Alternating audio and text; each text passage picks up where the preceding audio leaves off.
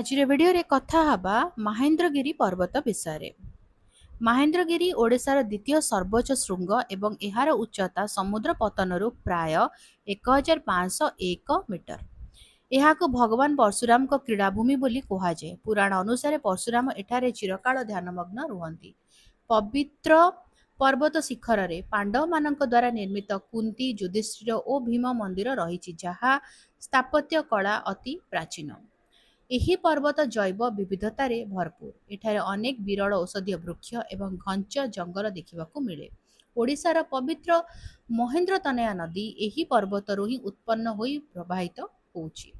ପ୍ରତିବର୍ଷ ଶିବରାତ୍ରି ସମୟରେ ଏଠାରେ ଏକ ବଡ଼ ମେଳା ଅନୁଷ୍ଠିତ ହୁଏ, ଯେଉଁଥିରେ ହଜାର ହଜାର ଭକ୍ତ ପର୍ବତ ଆରୋହଣ କରି ମହାଦେବଙ୍କ ଦର୍ଶନ କରନ୍ତି। ଭିଡ଼ିଓଟି କେମିତି ଲାଗିଲା ମୋତେ କମେଣ୍ଟ କରିକି ଜଣାଇବ। ଯଦି ଭଲ ଲାଗିଲା ତାହେଲେ ଲାଇକ୍ କରିଦେବ। ଯଦି କିଛି କ୍ୱେଶ୍ଚିନ୍ସ ଅଛି କମେଣ୍ଟ ଲେଖିଦେବ, ଆନ୍ସର କରିବା। ତାହେଲେ ରହୁଛି, ଦେଖା ହେବା ଆଗାମୀ ଭିଡ଼ିଓରେ। ନମସ୍କାର।